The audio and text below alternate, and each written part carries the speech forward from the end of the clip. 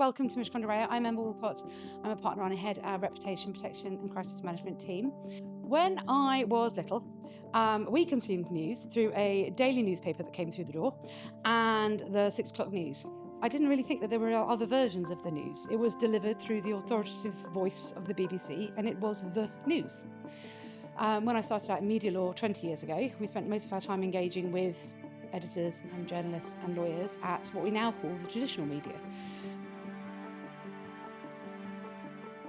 So I hope the question on the way in and being given some post-it notes in your hand prompted a moment of personal reflection for each of you.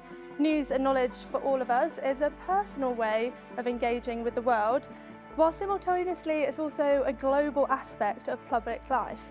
It's how we still hold those in power to account and how we get a sense of the world that never stands still. And I think for politics, it is very difficult for traditional big institutions to respond to how quickly this is changing. I mean, I think Lara and Sophia both mentioned how difficult it is for these big news organisations to change. So imagine how difficult it is for governments and political parties. I want my journalism to be told on TikTok by me. So I try as often as I can to be making explainers of my journalism.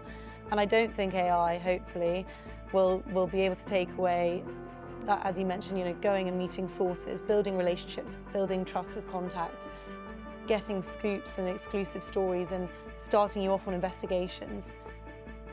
So my reaction has been to take out paid subscriptions to newspapers to try and just make sure I'm getting information that I trust.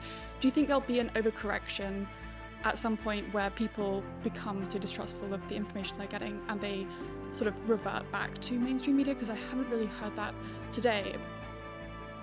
The thing that I tend to focus on is the credibility of the sourcing when it comes to whatever an influencer might be talking about. And unfortunately, certain online influencers aren't going to be held to the same standard as maybe a traditional news desk would when it comes to citing everything and also understanding the primary sourcing for everything, because if you just set up one tomorrow and it goes viral, then there will be a lot of impact, but not necessarily a lot of credibility.